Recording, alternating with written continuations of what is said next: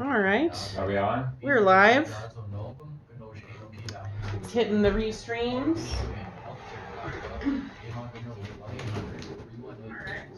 We got a conversation window up. And be sure to turn off your volume, darling. Yep. Off. Okay. Share it to my post. You're going to share it to your page Yeah, yourself? yeah. Okay, great. I will share it to Michael's page. Show by Quantum Broadcast Corporation, a native nonprofit media organization. Funding is provided by the Corporation for Public Broadcasting, with support from the Public Radio. This is my best angle. Yes. I'm going all in. This is KBMF 102.5 LP in beautiful Butte, America. Oh, that's me. I don't want natural medicine for anxiety, pain, and sleep at 34 East Galena Street. Collective Elevation also offers weekly doctor appointments. They're open 7 days a week, 11 to 7 weekdays, and 11 to 5 on weekends. For more information, find Collective Elevation on Facebook or by phone at 565-5800. Support for KBMF comes from the Butte Frame Shop and Gallery, located on Main Street in Uptown Butte. All right. Weekend Noodle Parlor. The Butte Frame Shop offers framing and matting services for holidays, works of art, and more. Reach them by phone at 782-7710.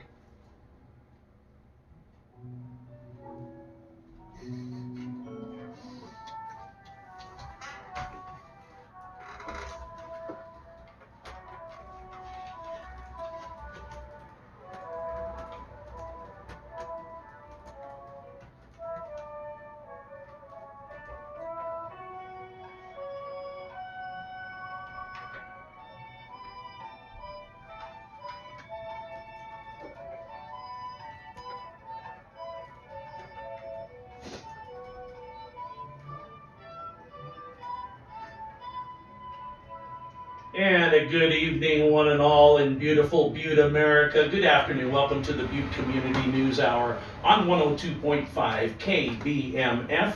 Mike Opal sitting in. We are going to do a 2-hour special edition of the Butte Community News Hour, and I'm very happy and very proud to have two people in studio that are going to carry this 2 hours with me. Dark Sevier, thank you, and I'm very proud to have you in here. Hello, folks. Happy to be here. And Ainsley Sevier is also in studio with us. Thanks for inviting us, Michael. This is going to be a 2-hour show, and we're going to be talking about the coronavirus. Some of the things that we have coming up, hopefully. I have Governor Bullock may be calling in the first half hour, and if he does come in, he does call in, we'll go directly to him. We're also hoping to have somebody from the health department coming up from the health department meeting that they're having down, I think it's on Park or whatever. All the most important people at a very important place, I'm sure. And they are having a meeting right now deciding on what their next step is here in Butte-Silverbow. So we're hoping to get a representative to come in and talk with us. And we are also we are online right now. We are Facebook Live, and we will be taking questions and comments from everybody when the time comes, probably about 1/2 past. We're going to start jumping into the Facebook. So those of you that have any questions, any comments, some ideas and things that are going to help us make sure that our community is going to come through this okay, we're open for anything. So we are also on Twitch. Mm-hmm. I'm unfamiliar with Twitch. It's another streaming platform. We might be able to catch a few people who are interested in finding out more information or sharing tips or things they've learned about the coronavirus. For those of you who are interested in communicating with us through Facebook, you can find that link on the KBMF Facebook page. And once again, ButteAmericaRadio.org. That'll take you also to the site, and we are going to be in for the next 2 hours. Umbani Radio will resume at its regularly scheduled time next week. In the name of that. Yes, hello. So, we have 2 hours to talk about this coronavirus that is, it's been unprecedented. I don't recall anything in my lifetime. The closest thing may be probably the AIDS epidemic when that came out in 1981. But this is not a selective disease. This is going after everybody and everything. Mm-hmm. That's true. I guess probably for me, the most relatable thing would be the Y2K preparation. So yeah, well, Similar scare worldwide.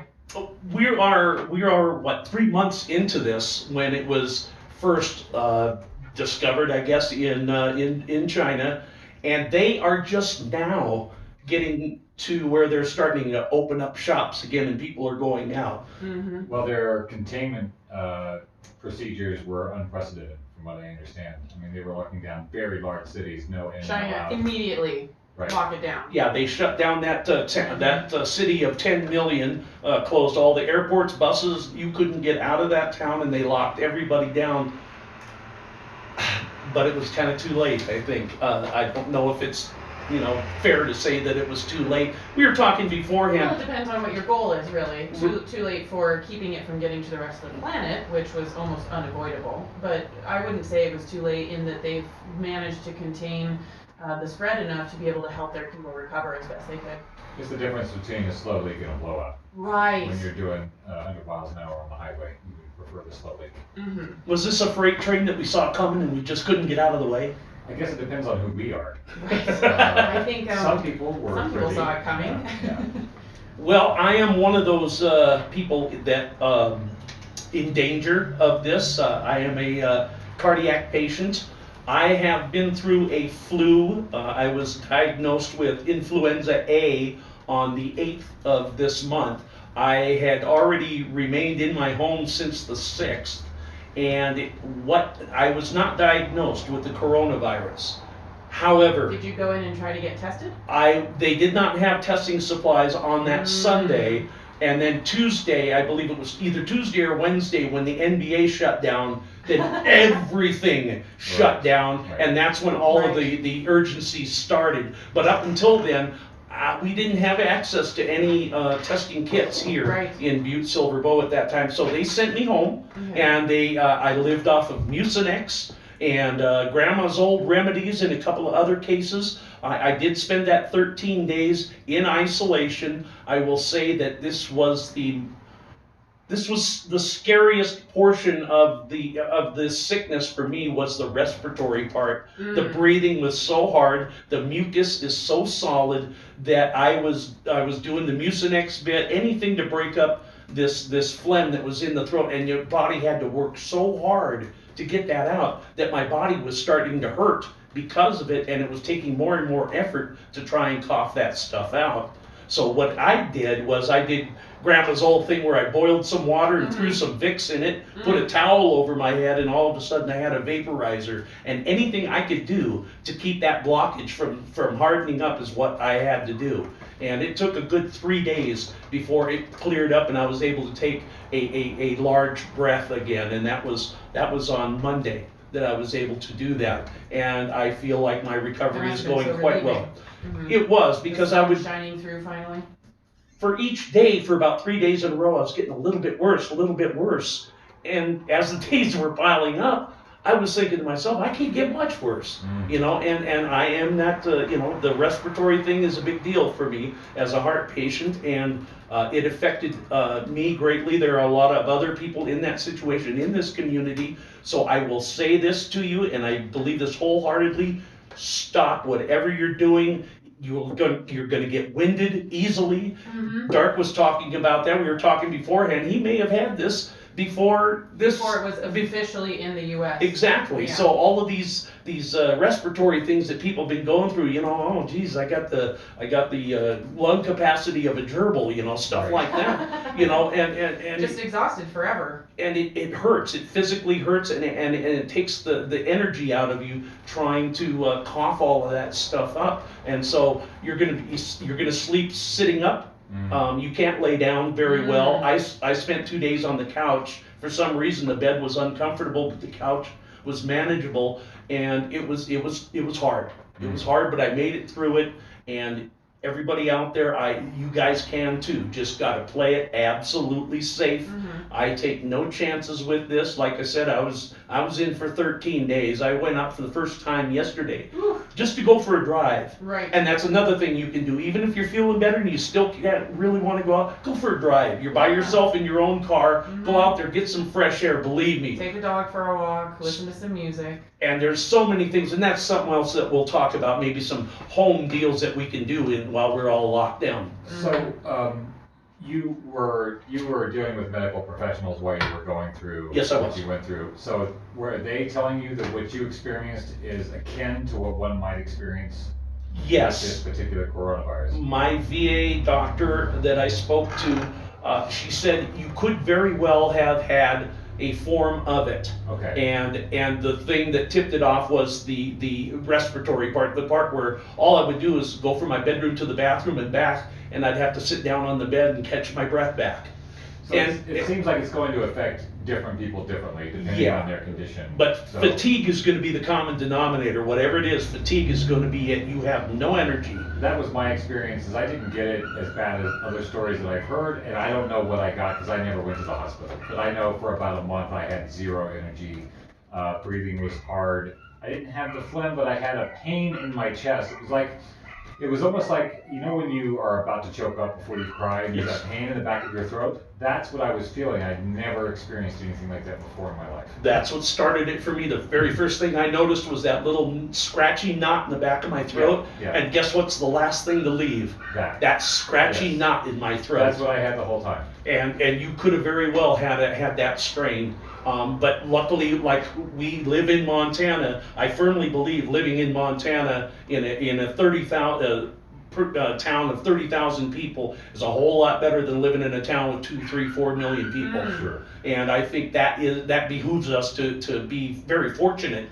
Well, living in a smaller town, your lifestyle is going to be a little bit different than people who are living in a larger city. Larger cities have, oddly enough, slightly more communal living styles. You go somewhere to do your laundry. You go somewhere to get your coffee in the morning. You go somewhere. You don't buy as many groceries because you have a smaller apartment. And so living in a town where people have these houses where they can, have supplies at home, do their laundry at home, take care of their kids at home. It's not suddenly you in an 800 square foot apartment for 30 days just freaking out. And we're asking a Montanan to isolate really isn't the worst thing in the world. We're pretty good at it, but just still. Ski more. Yeah, well, Stark went up there. He was by himself on the ski slopes. He was taking pictures, and it was just him and the hill. Well, I appreciate you starting off the story with your personal story, because I think until people understand what the effects are, it's still an abstract. And until people realize what it feels like or what can happen, to you or someone you love. The cautionary tales and the recommendations that maybe we keep our distance until we get a handle on what's going on. I think it's important for people to tell their stories about what they've experienced, because not to scare people, but to at least put another notch out there in the story. There are things you can do that'll help you get through this. Now, I know another thing that Ainsley and I were talking about earlier was I have a CPAP machine. Now, these are not respirators. They're not a hospital ventilator. Right. They're not designed to be a ventilator or anything like that. However, when I was talking about coughing so hard, I was so weak, it made it hard to breathe. I was so weak that breathing was a laborious thing. And I put that mask over me, and it would help force air into me, and I didn't have to work as hard to breathe. Now, I still had to take that baby off because it'll dry everything up in there. So I have to do it in spurts, but it would help me to where I could actually relax and do some regular breathing for a while, and not that laborious, sucking it in and hearing pop, pop, pop. Right. Yeah, for folks out there that have been thinking about quitting cigarettes, this might be a good time. Yeah, you might want to consider it right now. Vaping and cigarette smoking probably isn't the best thing you can be doing. Right, taking care of your lungs is something to take note of right now. Brandon Prince from Salt Lake City says that on top of all of this, they've had a 5.7 magnitude earthquake. I have a friend that owns a beverage distribution down in Salt Lake City, and he flashed me a picture of his warehouse with stuff all over the place. Oh. I heard the trumpet fell Don't off touch the my angel. face. Oh, did it really? Wait, what? The Mormon church, they have a big angel up there with the trumpet. Apparently the trumpet fell. Oh, You know, wow. that is a really good thing to talk about because I follow, as a person who has come out of a very conservative church, I follow a lot of post-conservative church people on Instagram, you know, for support and advice. And a lot of people are advising to not call this the apocalypse, call it pandemic, because people who came from apocalypse churches will be very triggered and injured by the thoughts of the end of the world because they were raised to be terrified about the end of the world. I was raised to be excited about the end of the world, so. and so it's a good Different idea. brand. Just call it a pandemic Yes. because that's an actual real thing in the world. You don't need to read into the trumpet falling off of the angel on the church. Okay, very good. You know, like other people will see that. People who are part of those belief systems will see that and have extra panic and anxiety on top of being worried about the plague. Okay. And here's another, oh, by the way, we're talking the earthquake. They're predicting tornadoes and everything to be hitting the Midwest next week with the storms coming through there. 'Tis the season. So, Right, they're already hoarding toilet paper then. yeah. And what about that toilet paper thing? Are the hoarders done now? Can us regular folk go out and get stuff A now? lot of grocery stores, including Safeway and Three Bears, are instituting at-risk shopping hours. Usually the first hour or 2 hours of the day, or for Safeways here in Butte, I know that they're doing like Thursdays from 7 to 9 Yes, a.m. yes. Only like pregnant people, people with asthma, elderly people, people with autoimmune. Compromised Oh, systems. scratch Yeah. my- Compromise systems, Yeah, yes. people with go shop and be in a low stress environment where everything's freshly sanitized for the day, and then the rest of the hordes can come in. And I think that's a great thing. And again, that's a small town thing that you can do Right. Here. around, you know, that you can do here, but you can't do it in a place like Seattle with the population that they got. They're in huge trouble there in the Seattle area. Now, Russell Wilson and his wife Sierra have donated 1 million meals Wow. to the food bank in the greater Seattle That's area. such a fantastic thing to be able to be in the position to do. And thankfully we are finding stories like that, not the hoarders, people, you know, taking from others and stuff like that. Yeah, we heard a lot of that, but there's a lot of giving going on. People very much care about this. I think that tends to be the default position for most humans. I would In hope these so. situations. We focus on the disaster porn, but I think when it comes down to it, my experience of being through some big calamities and big disasters is people take care of themselves as a first priority, or take care of their neighbors and each other as a first priority. That's always been my experience. Well, we have been waiting for Governor Bullock. He has my phone number. He has not called yet. We will hold out a little hope as long as we can. And if not, you know, if we can carry on this show, we're fully prepared. Our crack staff has put together paper loads of information and things. Staff. And we're going to have a good 2 hours of conversation, and we're gonna make everybody a little less nervous at the end of this we're show. hoping to share information and come together as a community, and thankfully we do still have the internet. The internet has not yet collapsed. We do still have ways to connect with each other online and learn things and support each other even from the safety of our homes. And welcome to our Facebook people. If you have a question or a comment that you want to post it up there. Ainsley is doing our moderating with the Facebook page, and she'll break out some questions and comments that we can air. Again, we can't be suggestive on what to do or anything like that. That's not our intent here. Our intent is to ease some minds and let everybody know that this community is coming together as it should to help one another. And I've seen a lot of posts on social media about young people helping out us older folks. And that was a very big criteria when people started talking about what we can do. And thankfully, Butte Silver Bow, man, the young people, thank you guys. You know, thank you for being there to stock the shelves and stuff, working long hours, and us older people can't get out and do that, and knocking on doors. A lot of organizations in Butte that rely on volunteership from retired people, and those people are in the top group of folks being advised to stay home. And so all of these organizations like the food bank and things are looking for younger volunteers to come in. Walmart is also hiring people in a younger, less vulnerable age group. You can still be carrying the virus without having symptoms, but if you're self-isolating properly, then you can be one of those people that comes into work at Walmart, helps sanitize the shopping carts and the refrigerator doors and things like that, and enables somebody else who should be staying home completely to stay home. There's so many ways you can get out and help, and every bit of help that we can get out there is much appreciated. in terms of finding information, there's a lot of information out there. Weeding through the information, hopefully we can help weed through some of the information today.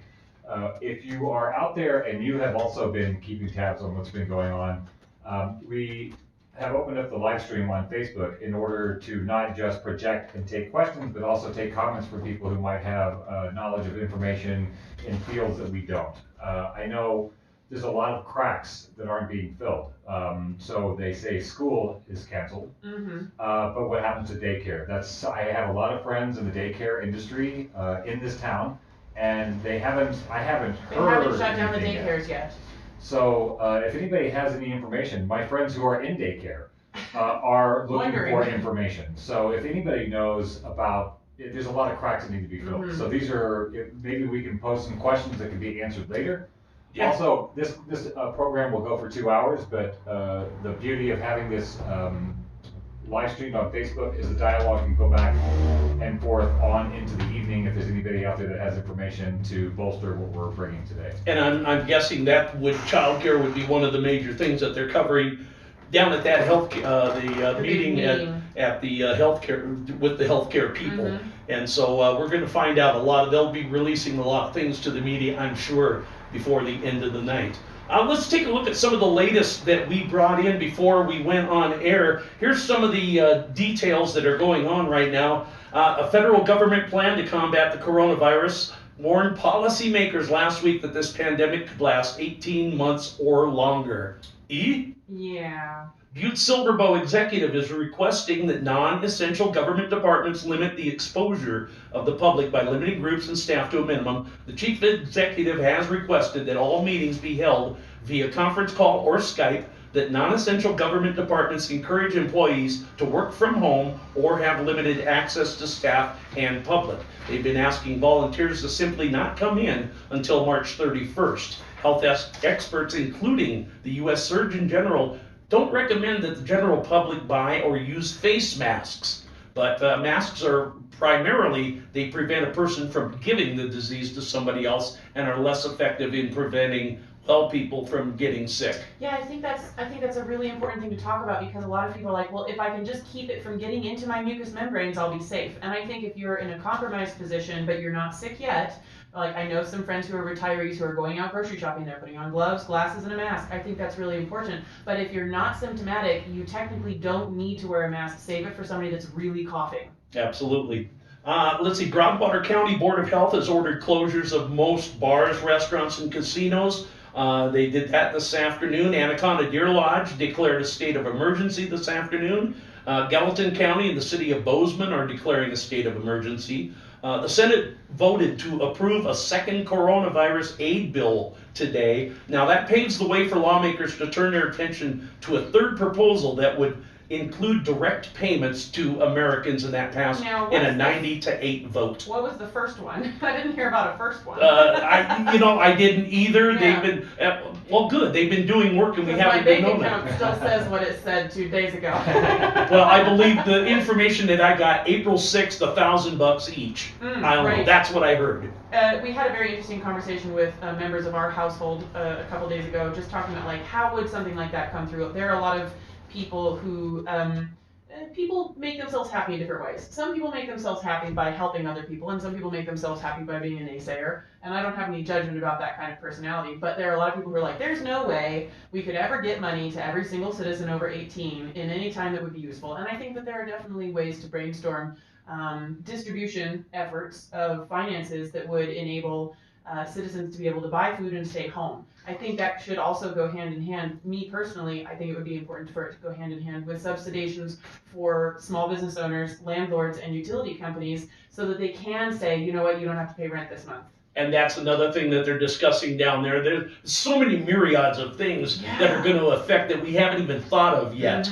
But I know $1,000 doesn't go that far nowadays, but it's something. It's something that they did that in 2007 and 2008 during the recession. They had that spend down where everybody got some money as well. Right, it was like a $250 check or Something to that nature. I guess I wasn't old enough to be a wage earner back then. No, you were still getting allowance. I don't remember getting $1,000 check in 2008. Come on. Well, you might have gotten $5 of that Right, $1,000. like, here you go, honey. We're going out to dinner. We'll take the whole family to Golden Corral that night. There you go. Beginning on March 23rd, free breakfast and lunch meals will be served to all children and 18 years of age and under at the following locations: Butte High School, East Middle School. Butte High School will go from 11 a.m. till 1 p.m. East Middle School will go from 11 a.m. to 1 p.m. Emerson at the gym entrance from 11 a.m. to 1 p.m. Kennedy, the gym entrance from 11 to 1.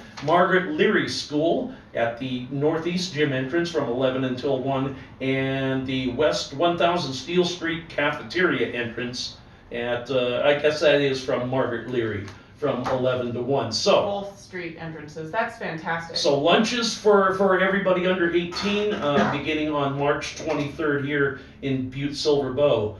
Meat, dairy, and produce groups, as well as federal regulators, say that the U.S. has ample amounts of product in cold storage to handle the unexpected demand for food and household products Just from hang Americans. tight for a couple days while it gets shipped around. And I saw somebody on Facebook mention today, I think it's really important. This is a great piece of advice. If you happen to be in a regular vehicle going through the drive-thru at a fast food restaurant to get yourself some food, and you see someone who is a driver of a semi-truck or a delivery vehicle, offer to go through the drive-thru and pick up their food for them, because most restaurants can't take people coming to the doors. The health and safety version of curbside service or drive-through food that makes it okay for restaurants to stay open is that there can't be any contact.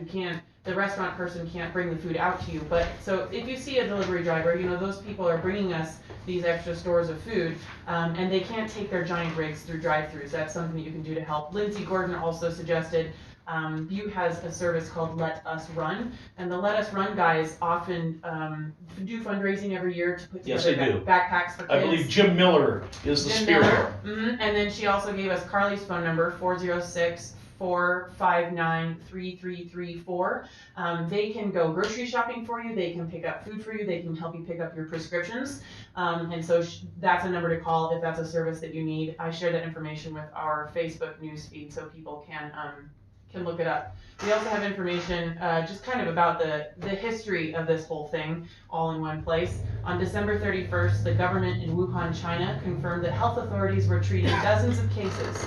Days later, researchers in China identified a new virus that had infected dozens of people in Asia. At the time, there was no evidence the virus was readily spread by humans. Health officials in China said they were monitoring it to prevent the outbreak from developing into something more severe. By January 11th, Chinese state media reported the first known death from an illness caused by the virus, which had infected dozens of people. The 61-year-old Chinese man who died was a regular customer at the market in Wuhan, where the illness is believed to have originated, and he had previously been found to have abdominal tumors and a chronic liver disease.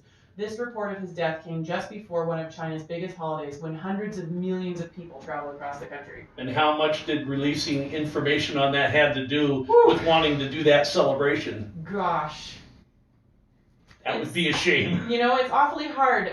Butte had quite a bit of a freak out having to close down St. Patty's Day. Yes. I really didn't think they were going to do it. I really didn't think Butte was going to shut down for St. Patty's Day, but then Dark found news online that Ireland had shut down the bars. And I was like, if Mother Ireland can shut down the bars to keep people safe, Butte can. I believe that. I believe that. I believe in Butte.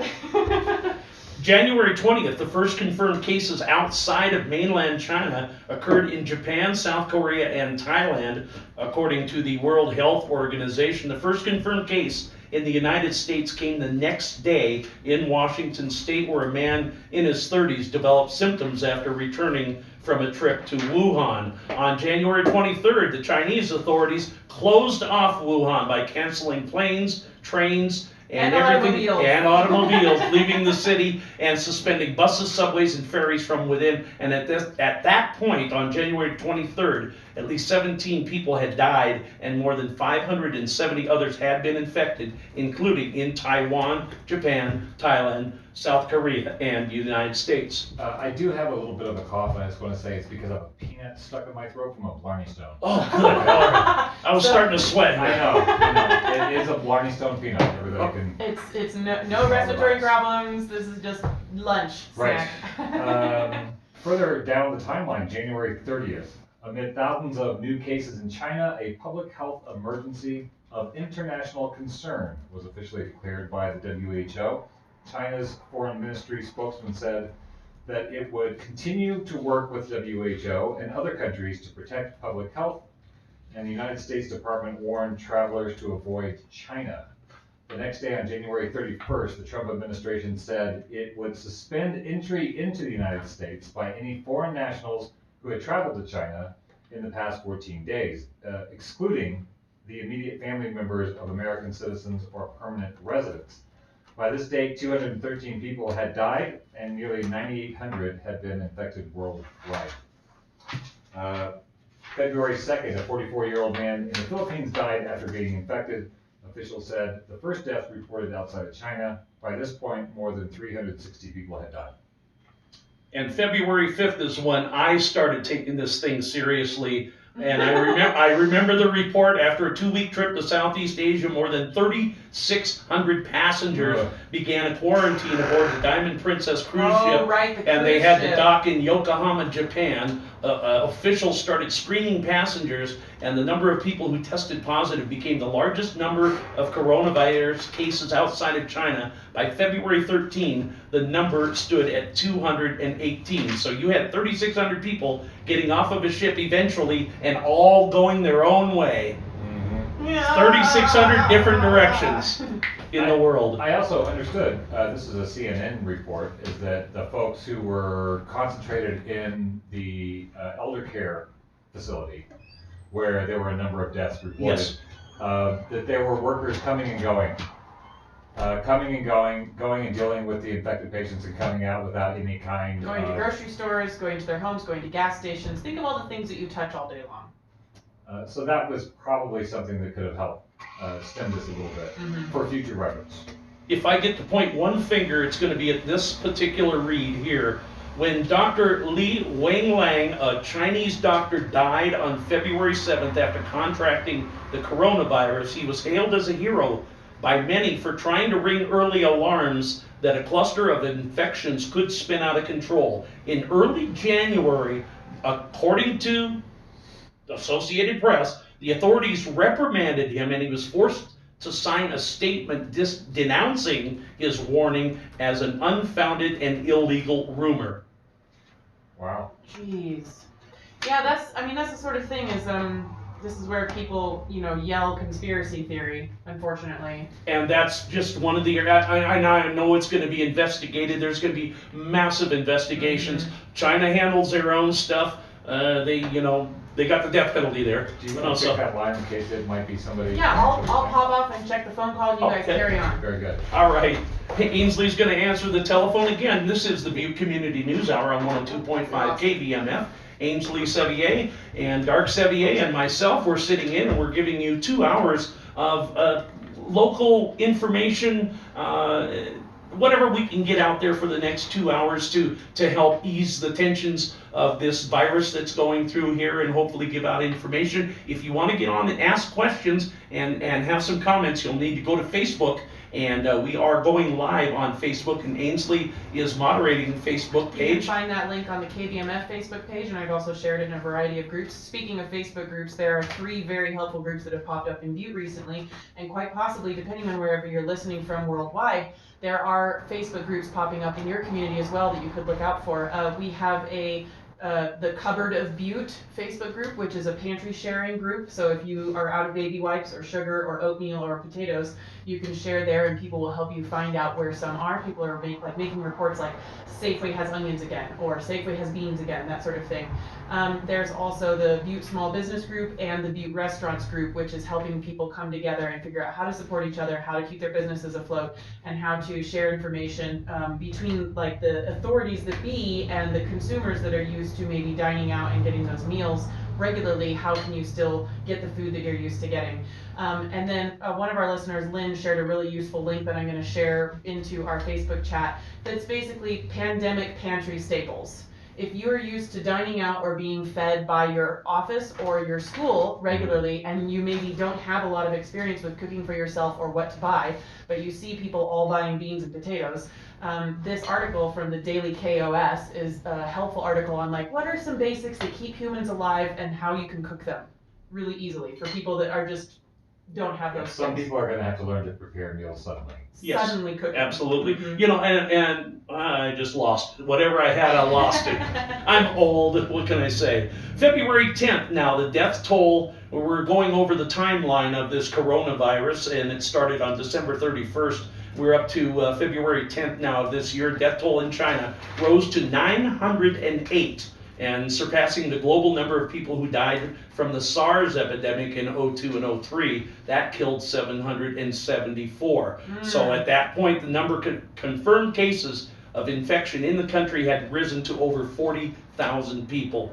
February 13th, officials added more than 14,800 new cases to the total number of infected in the Hubei province, and the ruling Communist Party ousted top officials there, so they already started cleaning house with everything that's going on. And the new cases set a daily record coming after officials in Hubei seemed to be including infections that were diagnosed by using lung scans of symptomatic patients.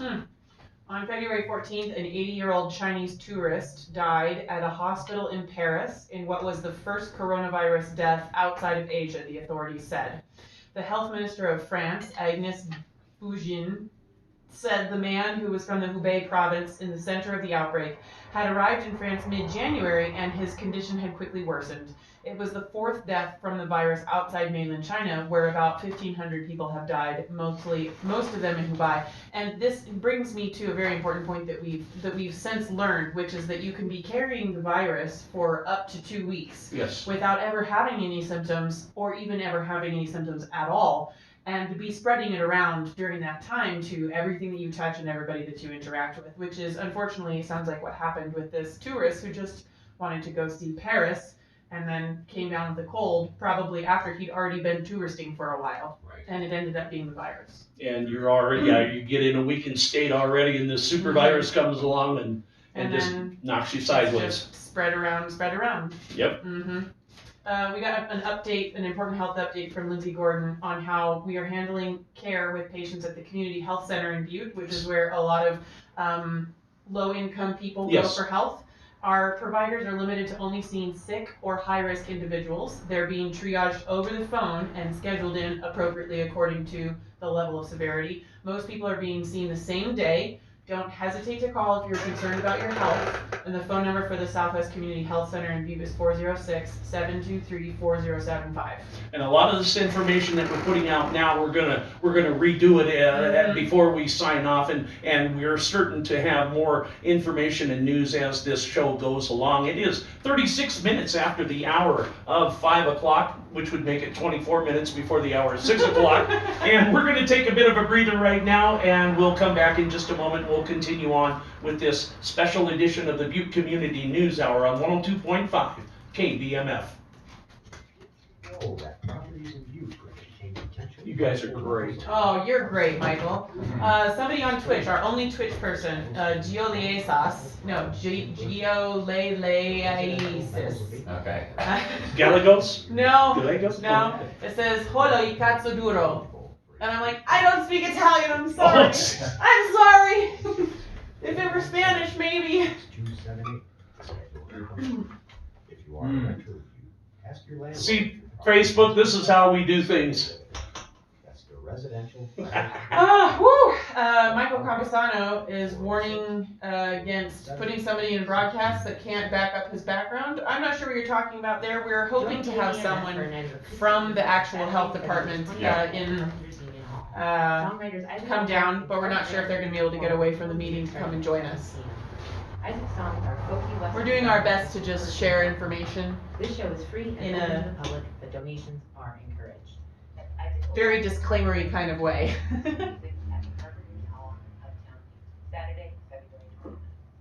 And welcome back to the Butte Community News Hour on 102.5 KBMF. Ainsley Sevier, Dark Sevier, Mike Opal sitting in with you. We'll be here till the hour of 7 o'clock. Now, we are trying to be very careful in information that we're leading out. The information that we are getting directly from the sources, and we're not letting out any advisories or suggestions on how to handle this. We're just giving out information, some of it very useful, some of it probably not. But everybody has a stake in this. And so the only thing we're trying to do, we're not trying to cure this thing, we're trying to help get people through it, offer suggestions, a little support, some compassion, so that we can all get through this. And if we can put something out that's going to help just one person, I'm all willing to say it. Yeah. Yeah, we're streaming live on Facebook to serve as a nexus of information. So we're offering what we have, and if you have things we don't, please feel free to find us on the KBMF Facebook page and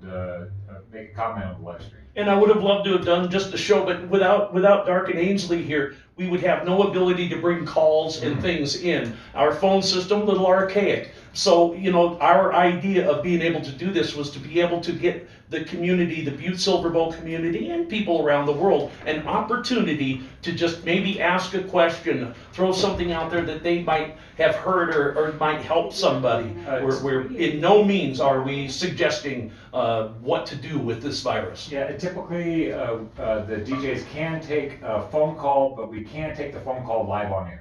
So if that is your only means, Ainsley can answer the phones if you have any information to add to the discussion. Otherwise, we're trying to keep people on the comments page, but the phone line will be available for people who, if that's their usual avenue of contacting the station. To finish up our timeline of this coronavirus, on February 17th, China said that it was reviewing its trade and consumption of wildlife, which has been identified as a probable source of the outbreak. Officials drafted legislation that aims to end the habit of eating wildlife, according to a statement from the committee, a statement from the Standing Committee of the Congress. Very good. And that would be in China. So, eating wild animals? Well, Is that what it the is? story I heard originally was there's an outdoor market in Wuhan. Okay. And apparently they traced the beginning of this to a bat. Yes, that's So right. That's probably where that came from. Zombies! February 19th, after a 2-week quarantine, 443 passengers began leaving that Diamond Princess cruise ship. It was the first day of 3-day operation to offload people who tested negative for the virus and did not have symptoms. A total of 621 people aboard the ship were infected. And again, that's what got my attention when this all started up.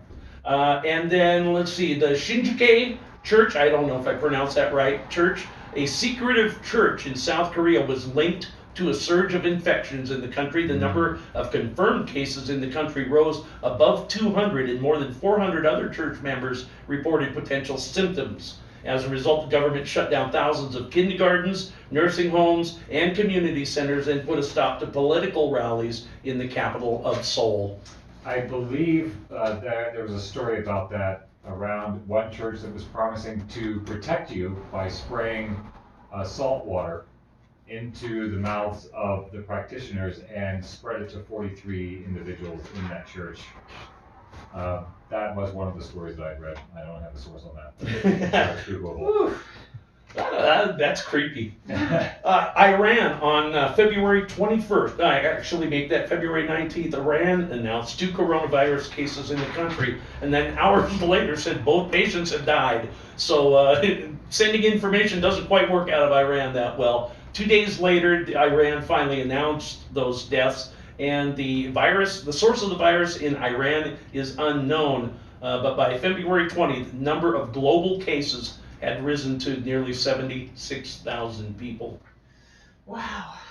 So for those of you that are wondering what's going on right now, we're doing a 2-hour special on the coronavirus, and we're starting out the beginning of our show by going through a basic timeline of information that's been gathered so far. Sometimes when these sorts of pandemics arise, people just find themselves in the middle of it wondering how the heck we got here. And we have a goal in Mike Opal's show this afternoon to spread hopeful and helpful information to people, but we're also starting out with just a basic timeline to kind of figure out where we are now and where we came from, because that's a good place to start to move forward. And I know some of these details are stressful for people to hear. It's difficult to hear about our neighbors on the planet suffering and in some cases dying, but there is hope. DARC has a website that we keep track of every day that is monitoring how many people have recovered.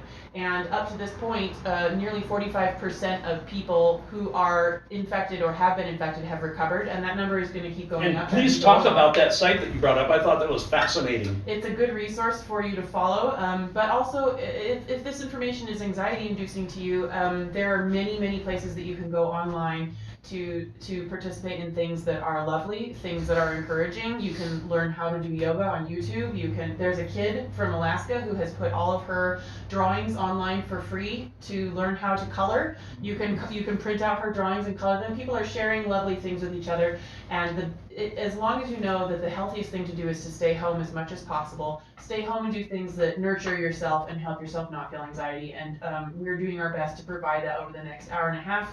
Hopefully we'll be talking with a health professional from a meeting here in Butte Silver Bow, but they might not be able to make it in because is still going they're on. making really important decisions right now. And so thank you so much for those of you that are tuning in. Yeah, we appreciate your participation in this. And again, please go to the Facebook page, KBMF Facebook page, and you'll be able to bring our live stream up. You'll be able to ask some questions. We're taking questions and comments as we go along. We're going to be here until 7 o'clock, and we'll talk about some things that we can do at home. I've already watched the 1986 Masters when Jack Nicklaus won his 6th green jacket. How fascinating. I watched the Daytona 500 from 1973 when the two drivers got into the fight at the end of the race. I've watched some movies. I've been binge watching Boardwalk Empire.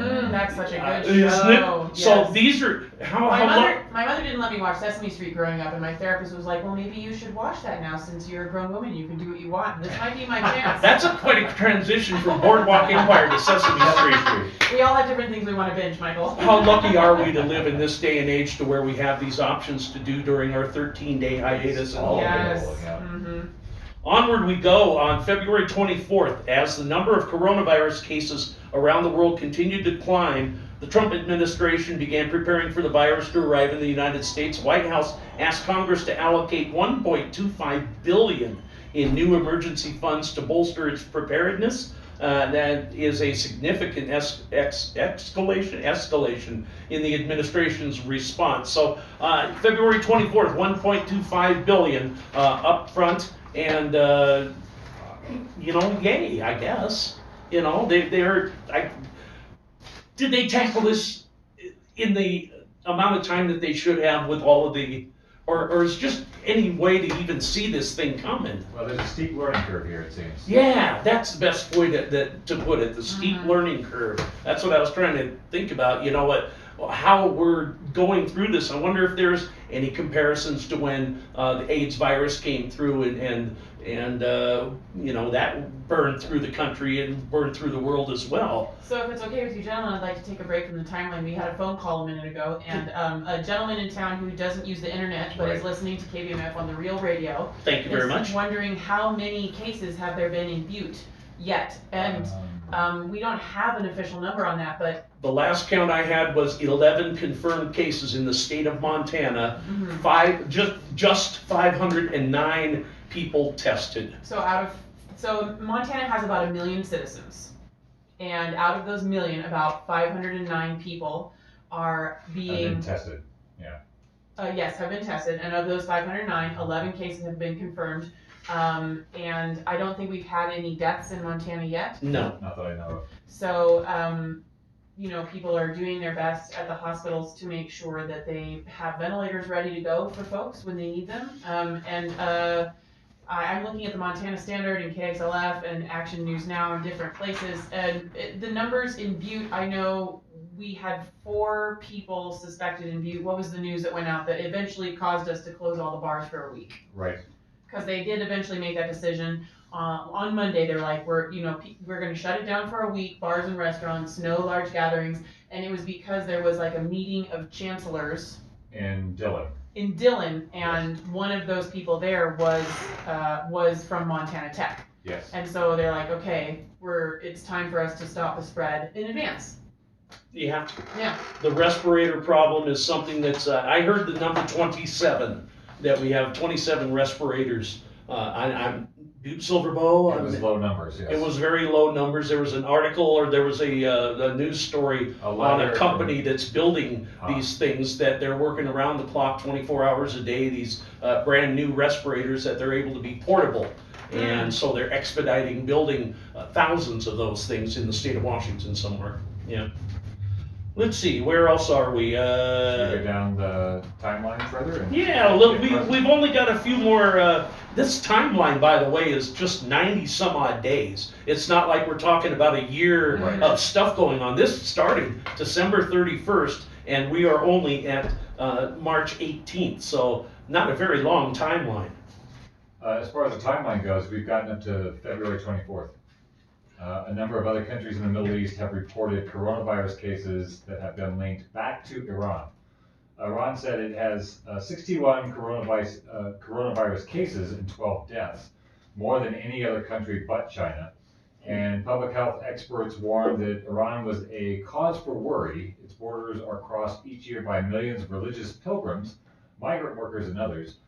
Cases in Iraq, Afghanistan, Bahrain, Kuwait, Oman, Lebanon, and the United Arab Emirates, and one in Canada have been traced back to Iran. And I can guarantee a lot of those Middle Eastern countries are not going to get a lot of testing kits and things like that. So how many thousands of people are going to go around undetected by this? Right. Well, that's a similar problem to what we're having in the U.S. Is Right. that we've been told various things about viruses and bacterial infections our whole lives, and it's like if you have symptoms, stay home. But the problem is you can be carrying it asymptomatically. And like Dark and I were talking about, we might have had it, we might have not, but the time has passed for, according to my doctor, to worry about it. Right. Right. You survived. Unless I start reoccurring some of these symptoms all over again, my time has passed. It's burned through me. So I don't know. I had it. I don't know. All I know is it sucked. It was hard to get through. Best to not get it if you can not get it. Taking the precautions, I know a lot of people were suspicious of what was going on, this idea of social distancing, the idea of quarantining, but I think that more and more people are starting to warm up who might have originally been suspicious. I think it's worth maybe taking the precautions rather than being a vector. Yeah, better safe than sorry. And again, I know the young people out there, you're bulletproof and everything like that, but some of us aren't. And we need your help, you know. Yeah. We need the help of the young community. For sure. And they have been stepping up. I'm very proud of this. Yeah. Very proud of this group of young people in this town anyway. And I know it goes all over the United States and the world, but I'm very proud of this group of young people that are in this town that have been helping people throughout each and every day. And it's just going to continue on. And I love reading those stories online. Yes. Love it. Absolutely love it. Let's see, how about we go to February 28th. Italy, 800 people had been infected by February 28th and remained an area of concern. 14 other countries, including Northern Ireland and Wales, could be traced back to Italy. Germany had nearly 60 cases by February 27th, and France reported 57 cases. On February 28th in Nigeria, Africa's most populous nation, confirmed its first case. And on February 28th, the patient was an Italian citizen who had returned to Lagos from Milan. And February 29th, a patient near Seattle became the first coronavirus patient to die in the United States. The number of global cases rose to 87,000. The Trump administration issued its highest level warning, known as the Do Not Travel warning, and that was on February 29th. March 3rd, the CDC lifted all federal restrictions on testing for the coronavirus, And the news came after the CDC's first attempt to produce a diagnostic test kit fell flat. And by this point, the coronavirus had infected more than 90,000 people around the globe. On March 11th, in a primetime address, Trump said he would halt travelers from European countries other than Britain for 30 days, and that is still in effect. And finally, on March 13th, Mr. Trump officially declared a national emergency and said he was making $50 billion in federal funds available to states and territories to combat the coronavirus. That's our timeline for everything that had happened from December 31st in China to where we sit today. And again, just over 90 days, all of this happened. Just tension overload in things. Everything coming so fast you can't keep up with the stories. I've been trying to watch the news sources on television, and some are good information, and some people are still trying to be the news instead of reporting the news.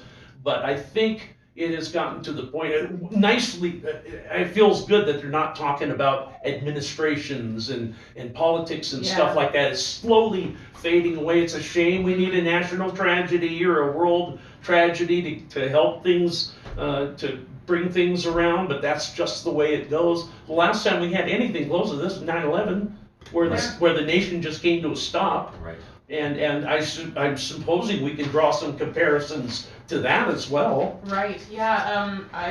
People's perspectives are definitely shifting. I think, like Dark was saying earlier, and like many people are hoping to come together. I think perspectives are shifting. Our mindsets are shifting in society. People are helping each other in more ways than were anticipated. I think it's really lovely to hear stories of people running errands for each other, young people taking over jobs that retirees were holding, people figuring out how do I take care of your children so that you can still go to work. I'm seeing a lot of support online for first responders and medical professionals and people in the police force who still have to go to work,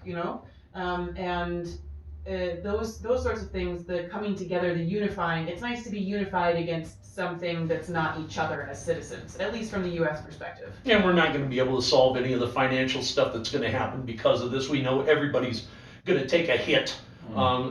Just hopefully, like I said, this thing can burn through rapidly and people take care of themselves and take care of each other, and we won't have to experience anything like this. I think different people receive information different ways. And so I've been looking for different ways some people are big on the scientific papers, some people want to see a graph. One of the things that I found very compelling for people who are still trying to grapple with the degree of what may be coming. There was a video that I found that was titled, Quarantined Italians Send a Message to Themselves 10 Days Ago, What They Wish They Knew Now. Wow. So it's people who have been through a big flash. I think everybody's heard of what's happened in Italy. They outstripped the ability of their hospitals to deal, and then they had to decide who was going to die and who was not going to die because they did not have enough capacity to take care of the people who had been infected. So that video I found very compelling. It's not scary because for me it's not scary, but I think it is. I think it's worth seeing what other people have gone through and what they've dealt with to maybe steady yourself for what may be ahead. Now, maybe we've taken precautions, maybe we're not going to be on the same track as Italy, or maybe we are. And I think it's worth, that video I found very compelling, to figure out what precautions you can take now maybe to save yourself some of the tragedy that happened in Italy. We are sitting at just about 3 minutes before the top of the hour of 6 o'clock. Again, this is the Butte Community News Hour on 102.5 KBMF. Go to butteamericaradio.org and you can catch our live stream. We are also live on Facebook, taking your questions and comments. If you transfer over to the KBMF website, you'll find our Facebook posts and you'll be able to listen and watch live here in studio. And again, we will be preempting Umbani Radio for this week. They'll be back at their regularly scheduled time next week. We've got another hour ahead that we're going to talk about things. We still have plenty of information. I apologize for not being able to have Governor Bullock on the air. He did have our number, and I know he's quite busy up there up in Helena, and so we appreciate. I got to talk to one of his staff members, so at least I appreciate that she got back to us and let us know that there was a possibility. But we were told that if we didn't hear from him by about 20 after 5, that he probably wasn't going to come in. And we are also hoping to have somebody from the Butte Silver Bow Health Department coming up here. There is a big staff meeting between all the healthcare professionals and many of the business leaders and the civic leaders here in town, and I'm guessing they're probably still having that meeting right now. It's going to be a long one, I'm pretty sure. A lot of important decisions to be made for sure in regards to taking care of the people of town. And that's the biggest thing right now that people can do to help themselves is pay attention. Mm-hmm. Just pay attention. I know it's a little bit frightening, and for people in my health risk area, it is scary. Mm-hmm. I'm not gonna lie to you. I was scared, but I listened to what they did. I did the right things. I improvised a little bit, and I just did the right things. And I'm here talking about it, and I'm very happy to be here talking about it. So happy to be here with Ainsley and Dark Sevier. We are continuing on. We got another hour ahead of us on the Butte Community News Hour. And again, transfer over to the Facebook page if you want to ask some questions or get some comments. Ainsley is doing she's taking care of the moderating for the Facebook page. And when we come back, we're going to get back into this coronavirus 19. You're listening to the Butte Community News Hour on 102.5 KBMF. Ongoing support for KBMF. City Physical Therapy. So when you arranged the show, one of your goals was to try to spread useful information. Yes. Of course, none of us are medical professionals. But I think there's a lot of hopefulness. People have been saying, 2450. KBMF is sponsored in part by the. Yeah. people have been saying online, like, this is a little depressing. Really? It's depressing to hear about all of this stuff. What can we do? How can we share things and what are the things people are looking for? Like, especially that older gentleman that doesn't go on the internet. How does he know how it spreads? How does he know how to prevent spread for himself? Yeah, we haven't gotten down to the basics of that yet. Right, yeah, I think taking some time to talk about We haven't talked about flattening the curve, which is like some of the main general basics. We've done the timeline. And good evening. Welcome back to the Butte Community News Hour on 102.5 KBMF in beautiful Butte, America. Michael Opal sitting in with you, Dark Sevier, Ainsley Sevier. We have another hour to go. We're talking about the coronavirus. Now, we did the first hour where we're trying to give out a lot of pertinent information. These are important things. I know it's not the most exciting things to hear about, and it's certainly not the most uplifting things to talk about as this virus has spread across the world. However, these things need to be talked about, they need to be brought up, they need to be mentioned so that people are they're not going through this for the first time by themselves. They know what they're getting into, so they have to be able to, they're able to be able to combat what's coming our way, what's happening right now. I think it's a worthy goal to remember that not everybody has access to the internet or tends to turn to the internet to find information for themselves. And so community radio is one of those ways that we can share information with people that maybe they haven't heard from anybody else before. Maybe they're at home and they're just like, all I've heard is the bars are closed and people are getting sick and I don't know what I can do to stop it. Well, in the spirit of KBMF's community platform, we are basically keeping the platform open so that we can share what we've learned, and we've extended it to the Facebook page so that if you have information that we do not, please feel free to share it with us. Helpful links that you found. A nexus of information for 2 hours, Mm-hmm. and we'll see what we can accomplish in that time. 2 hours is not a lot. 3 average Joes, members of your community, doing our best to help people be informed and help people support each other. People wonder about the use of public radio and whether it's needed or not. This is a perfect example of what public radio can do. It can open up the airwaves to everybody out there and to vent their concerns, to voice their concerns, to come up with their ideas and things that they're doing. So that's us 3 sitting here doing this. we kind of feel like we're giving at least the community a little bit of a platform Mhm. for them to be able to participate in. Yeah, you don't have to go through DJ training to make a comment on the Facebook page. Absolutely or not. to deliver some information. So Right. once again, go to our Facebook page, KBMF website. You'll be bringing up our Facebook page, and you'll be able to ask questions and talk with Ainsley. And we're going to be sitting in for another hour. Let's talk about some things we can do Yeah. while we're at home. I mentioned binge watching. I mentioned watching some old sports stuff. Yeah. I mean, the internet, thank God we got the internet. That's Without true. that, we'd be talking on the telephone is about as good as you could do, back in the day. I'm aging myself. Oh gosh. But, Well, but I mean, that's a good thing. I just heard from my great aunt Janice for the first time in a long time. She is in a nursing home in Idaho and is often keeping a very steady social calendar of games and friends and meals and trips and things. But now they're all on lockdown. They all have to stay in their rooms, and they're basically being passed lunches to each other under the door by the staff. And so she's making a lot more phone calls than she usually does. And so, we talked about maybe putting a bird feeder outside her window, and does she need any puzzles? And she told me about all the pictures she has hanging on her wall. And so I think thinking of the people that you normally interact with, like I have a friend I usually have over for coffee on Mondays. I should probably call her on Mondays and be like, hey, we can't get together for coffee, but let's have coffee separately in our homes There you and go. talk. Yeah, I've been taking advantage of this time because we have time. So much time. To try to reach out and talk to people that maybe I don't deal with on Facebook. I have friends that are not in my feed.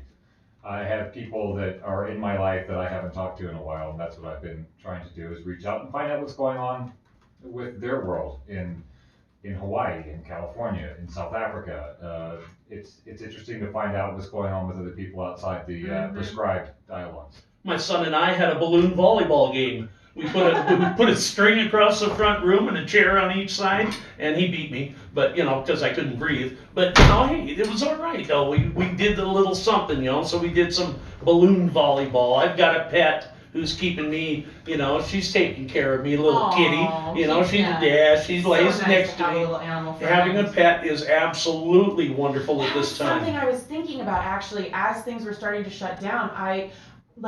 You could foster an animal. Yes, I heard about If that. you're going to be home for a couple of weeks, the animal shelter needs help. You can foster, I don't know if Butte does home fostering, but for those of you that are listening from other places, a lot of animal shelters will let you foster an animal in your home. And so you can give that animal a time out of the shelter, and you have a companion with you while you're staying home a lot. And believe me, it matters. Yeah, having a dog is an excuse to get out of the house. Take a walk. It's really easy to walk down into the information treadmill and just be trying to look for all the information that's coming out. But I think for exercise is one of those things for your immune system. Yes. To get out and to walk around. We're not supposed to be congregating, but you can easily go take a walk around the block with your dog. You can even get take outside. a walk with a friend. You can take Just don't hug them. Yeah, right. We don't have to go very far to be by ourselves in Montana Right. here. Luckily, we're not sub-zero weather right now. It's actually a good time to be getting outside. Lori Wubbin from Bozeman suggests Harvey Korman and Tim Conway reruns. Oh, okay, yeah, the elephant story on the Carol Burnett show. Yes, that was Robert Wagner passed away yesterday. He was one of the players on the Carol Burnett show. He was 84 years old. Probably just natural causes then. And there's there's so much stuff on the internet that you can rewatch. I watched stuff that when I was a kid, I watched H.R. Puffin stuff. But hey, that was me back in my old, just bringing stuff up that I remember this. So yeah, the internet is really a lifesaver, really, at this point in time. H.R. Puffin stuff was the death of Mayor McCheese and Officer. Was it? Yeah. Oh, that's right. They were involved in that, weren't they? For those of you that get these references. Not me. McDonald's had a bunch of like big giant puppet characters, and Officer Mac and Mayor McCheese were two big hamburger head people. Yep. And they were sued by H.R. Puffin stuff for infringement. So. And they had It was just the grimace and the hamburger left. So we have a few questions to address from people who are tuning in and asking us for some information about what are the people really wanting to know. Okay. So Cassie is wondering, what is the official limit on how many people should be together? And I know that the CDC has put out a number, and the president put out a number, and then Montana put out a number. Like, for Different states are doing different numbers. It's different for different states. Some places are on total lockdown, like San Francisco.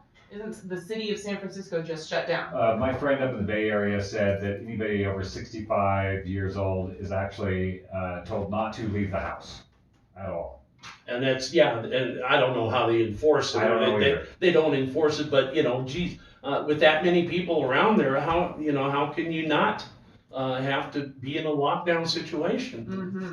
So I think in Butte at least, I was pretty impressed what happened on Patrick's Day Right. in terms of people doing the social distancing. I mean, this is the information we haven't really gotten into. That was the first hurdle that a lot of people had to get over, which is what do we do? And when they were told maybe don't go hang out with each other so much. But this is Butte's favorite holiday.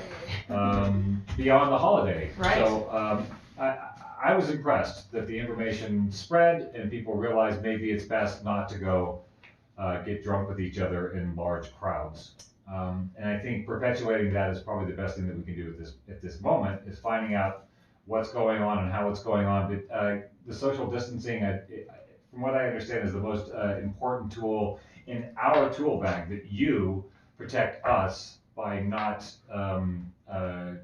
having parties convening in large groups of people that might serve as a vector for this. So I'm going to the Butte Silverbow website, the COVID-19 response from Butte Silverbow specifically, and it's going to be different in different towns and for different states. Yes. The Butte Silverbow chief executive, as of March 17th, is requesting non-essential government departments limit the exposure of the public by limiting groups and staffs to a minimum. He doesn't have a specific number on this. We're just, yeah. And that question was from Kathy. Yes. And she's, there are people who, that's the big hole that I've seen, is people who are running daycare systems are not sure. Do we not take the kids? Do we take the kids? Is this a gathering of people? Or, so that's something that if anybody has any information on what's going on with the daycare, because that's outside the regular school district. I'm almost certain that that's something that they're talking about right now. About today. By order of the Butte Silverbow health officer, all bars, breweries, distilleries, casinos, restaurants, and gyms, with the exception of drive-through, delivery, and pickup services, shall be closed to the public from Monday, March 16th to Monday, March 23rd, pending further notification. And probably one of the things they're talking about today in the meeting is whether or not we should extend that a little bit longer. Sure. I think it's going to be a wait and see things for deadlines. I just don't believe they can put out any kind of a deadline that we're at this date we're going to do this. I just don't. I think we're too deep into it, and we're just going to have to wait and see with a lot of things. Here's some various facts that we have about the coronavirus. It can live for 3 days on some surfaces, like plastic and steel. And cardboard. I see that down there a little bit. Yeah, it disintegrates over the course of a day on cardboard. Oh, fascinating. Yeah, So, virus lives longest on plastic and steel, surviving up to 72 hours. So wipe down your groceries when you bring them home. Absolutely. Anything that comes from the outside, you're going to want to wipe it down. And just, again, caution. For weeks, experts have maintained that the virus is not airborne, but in fact, it can travel through the air and stay suspended for about a half an hour. Okay, that's good to know. Kind of like aerosol. Right. Sure. Original accounts were saying stay 6 feet away from people, and then the CDC upped that to 10 feet away from people because of how far the virus can go, and that it stays suspended in the air for a certain amount of time. And then most recently, we've gotten this information about it being aerosolized, and most of this information is coming from the CDC website, which is a really great resource. They talk about how it spreads, how you can prevent spreading, what to do if you have symptoms, what the symptoms are, those sorts of things. Symptoms may appear anywhere between 2 to 14 days after exposure, with the average patient seeing onset at around 5 days, which, I can't say I had this thing or did not, but those numbers absolutely jive with how I felt when this stuff came and what this flu hit me.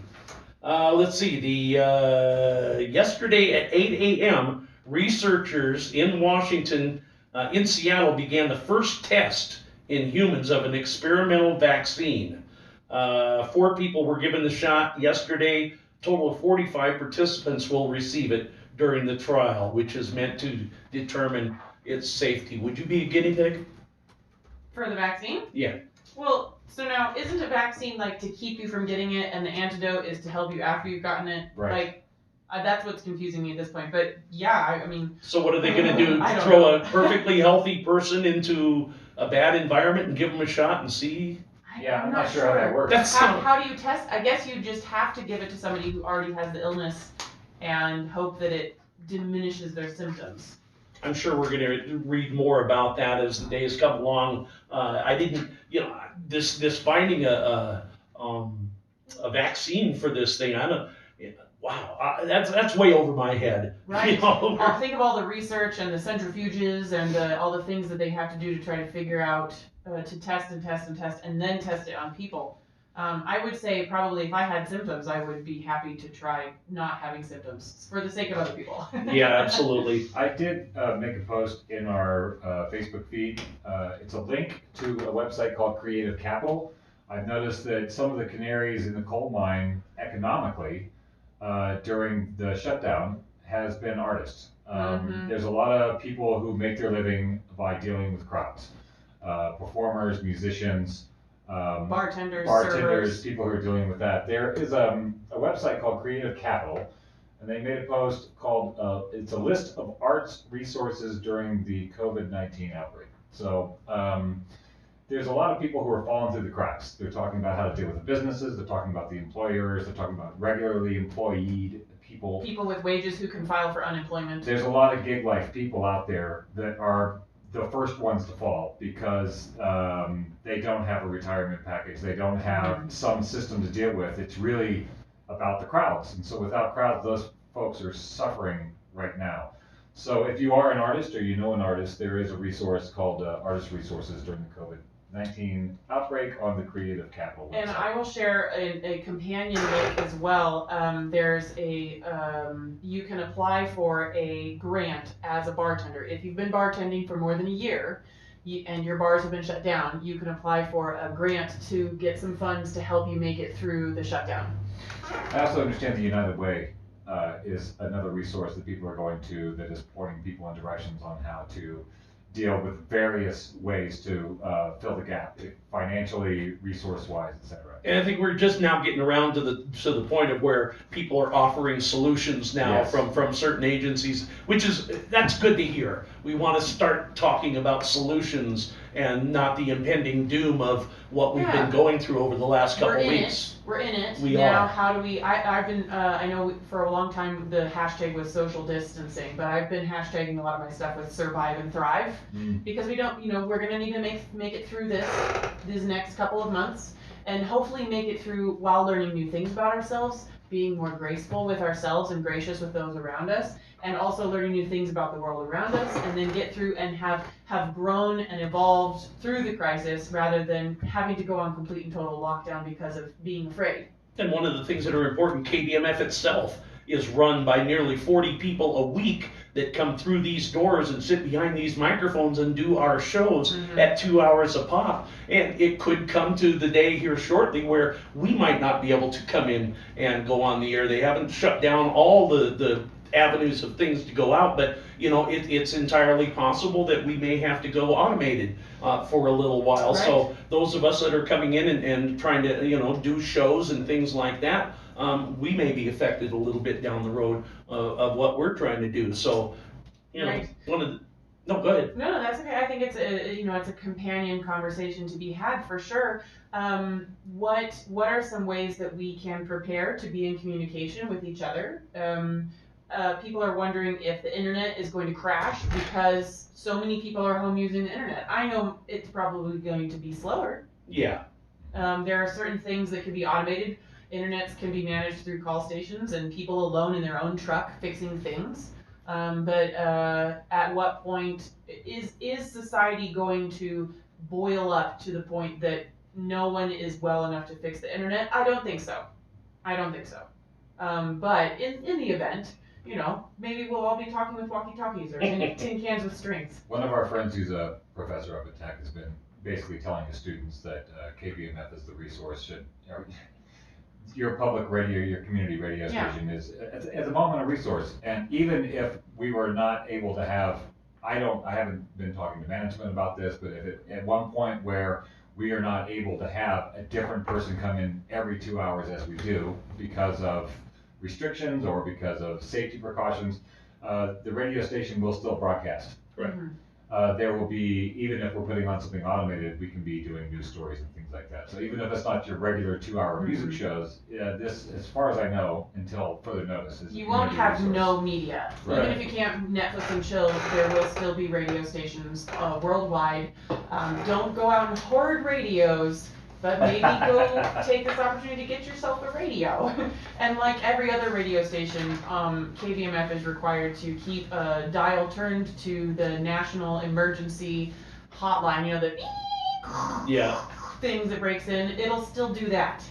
It'll still do that thing and provide you with emergency broadcasts if necessary. So we have a lot of sources where everybody can stay tuned with what's going on, both, you know, radio, television, and internet. And hopefully the internet will stay working. And again, as Ainsley said, that you can expect it to be slower. But you know what? In everything right now, patience and tolerance is key right now. And if you decide you're going to boil over on something, you know what? It's just going to hurt you, you know. So chill. I think that's one of the things that I've been trying to spread as much as possible since, I guess, only a week ago. Geez, that all just started really becoming an national conversation. I know it's been an international conversation for much longer than this, but as far as U.S. citizens being aware of it and being involved in it, it's only been a week or two. And I've just been doing my best to spread anti-anxiety on the internet, basically. And that starts with acknowledging that it's okay to be anxious.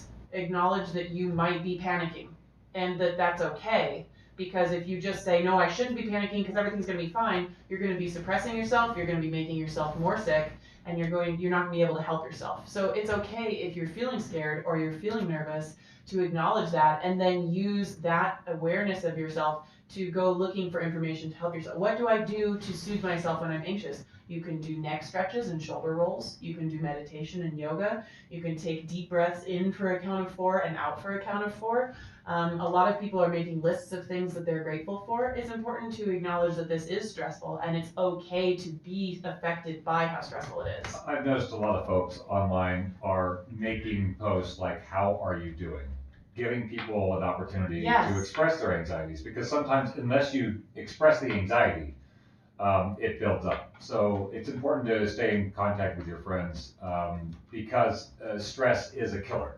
So find ways to mitigate your stress is one of the best things you can do for your health. And look, pride is a funny thing. You know, you don't like to ask for help because you don't want to feel like you're needy or anything like that. But this is not the time to be pulling yourself up by the bootstraps type of thing. You know, you don't have to do that. There are people in this community sitting in this room that'd be willing to help, to do whatever that we can to help out. I wanted really badly to do this show. I was not because I was stuck inside for the entire 13 days, but because I'm not inside now. I made it. I made it through. I fought. I did a few things that I had to do in order to help me get through this. I watched TV at home. I did whatever I had to do to keep my mind occupied, so I wasn't sitting there thinking of how hard it is. Anxious and crazy. I'm not saying I didn't feel anxious and crazy. I absolutely did. But I made it through it. I'm one of those people that they're talking about that's high risk. And I made it through it by making the right choices. And that's the most important thing right now. Just make the right choices. Don't be a hero. Right. There's a lot of heroes buried 6 feet down. This is the opportunity for communities to be communities. Yeah. So I've been impressed at seeing how people are taking care of each other in terms of just being available for the communication. Because being isolated is not a big thing for me. I know it is for a lot of other people. Really hard for a lot of people. It is. Don't have skills in that. So reach out to your friends. Be an ear, and don't be afraid to talk to your friends if you need to talk.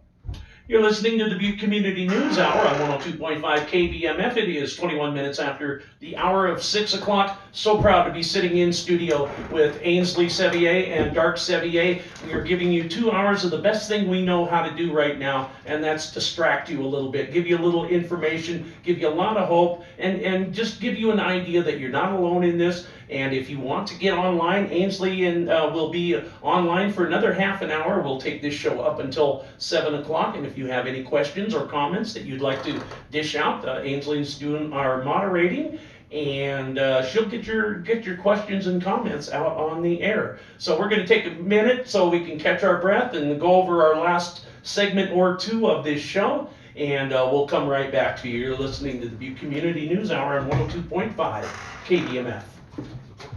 I hit the head. Got that phone call. Thanks. Woo. Thank you for calling America's Most Radio. This is Ainsley. Open from 10 a.m. to 2 p.m. on Saturdays. Dana Hogan. Dan Hogan. Let's see. Does he come? Yeah. He'll be in at 7. He'll be in at 7 to do the. Yeah, to do the Oh, gotcha.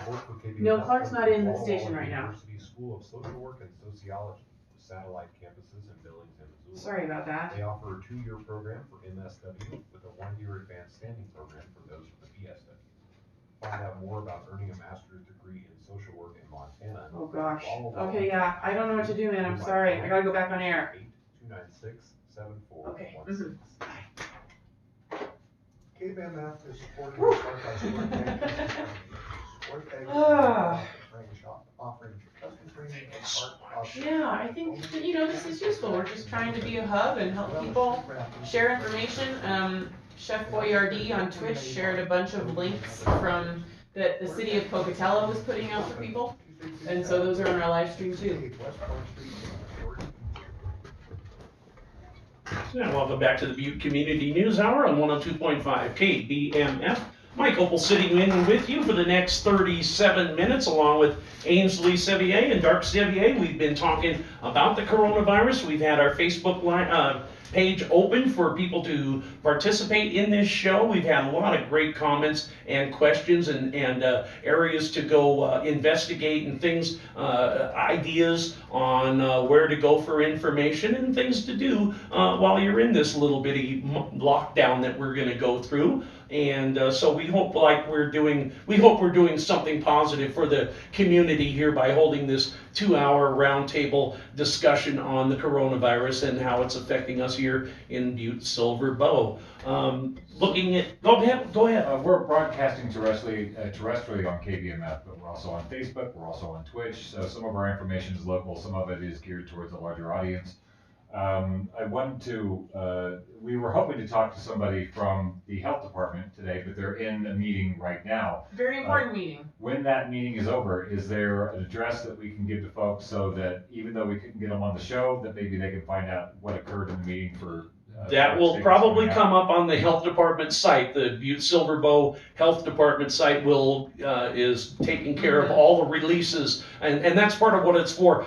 St. James doesn't want to be the centerpiece, the hub of the information that need, and so the information director for St. James Healthcare, Tanner Gooch, had to refer us to the health department. That's where everything is going. And so Tanner, by the way, Tanner, thank you so much. He's still in the meeting now. He's been a lifeline to me and the hospital and information and everything, and he continues to be a go-to guy. And the St. James Healthcare system is really doing a bang-up job. The people there have been wonderful. They've been giving out great information. There are some young people that are working in housekeeping at St. James that are going around in groups to do shopping, to whatever they have to do to the open community, and they open up their own Facebook page for people to call them. So there are a lot of unsung heroes behind the scenes right now in this community. Like we said, according to the CDC, you can be carrying the virus for 2 weeks without having any symptoms, and you may never have symptoms but still carry it around. The goal is for people to isolate as much as possible to prevent the virus from spreading. And I'm going to share a really fantastic article with graphics about how a virus can spread for people that need a visual aid. I know visuals really help me a lot in our Facebook live stream. But also, if you are well and you happen to be coming from a place of abundance where maybe you're not taking care of children and not taking care of the elderly or the ill, then you can do things in your community to help out while still self-isolating. You can do volunteer jobs or even pick up jobs that were originally held by retirees. As long as you're following proper sanitation practices, you can help pick up people's prescriptions, or go and be a delivery service if they need food brought to them. Delivery is something very important. And there are many people who are unable to cook for themselves that have not yet moved to an assisted living facility that you can cook and take things to people. I don't know if that's necessarily sanitary, but if it's in the oven. I think they're being very overly protective of anything going in and out of nursing homes right now. No, not nursing homes. Or, no. Oh, you're talking about Your friends next I was door. brainstorming on the go, and I'm gonna take back that last idea. I think that doesn't quite comply with what the CDC has said about how virus spreads. Don't cook for your friends. Well, I think it's important that even though you may not have it or feel like you may have it, I think it's important to act like you may be a vector. Yes. To act like you may be carrying it around. So keeping that in mind, I think will help us be a little more cautious. Carissa was wondering how many people are surviving. I want to hear positive news as well. Protect yourself, but something that doesn't create a panic. People need reassurance that there is positive news. Dark, can you share that link in our live stream that shows people how many people have recovered over time? That the one that young man posted. Yeah, there's a young 17-year-old young man that's updating every day. Information every 15 minutes. He's updating numbers from across the world. Mm-hmm. Now these are just cold hard numbers. These are numbers of people. It's by country, it's by state, it's by people currently infected, it's by people who have recovered. Mm-hmm. Some of those numbers can look a little scary, but if you look through it, when you look at the number of recovered, right now we're standing at 39%. Of the people who have had the virus that we know of have recovered from the virus. That we know of. And I think it's important that a couple days ago that number was at about 45%. It's going to go down for a little bit because it has just hit the US. We're going to be having a surge of cases of being aware of people being ill, and then the percentage of people recovered will begin to go up once we've hit the peak for the US. Then people will start recovering. And they're hoping for that gradual climb and not that mountainous peak valley. Right. That's what happened in Italy. Right. Exactly. Flattening out the. Flatten the curve is the hashtag. That's what everybody's been. That was the biggest push of information I saw from the very beginning, which is all about the social distancing and the self-quarantining in order to. The virus is there. It's going to go around. So the goal is to keep it sustainable. And so I think there's a lot of positive stories. I've been seeing a lot of the videos of people singing from their balconies in Italy, and just we started off the show talking about what has happened here in Butte with a number of Facebook groups who have just picked up the mantle. Whenever something needed to be done, a group has been started. There's somebody who's sharing food. I'm out of toilet paper. This guy has toilet paper. There are people who are automatically doing it outside of the governmental structures and the church structures. There are just regular folks that are coming together to solve the problems as they arise. So there was a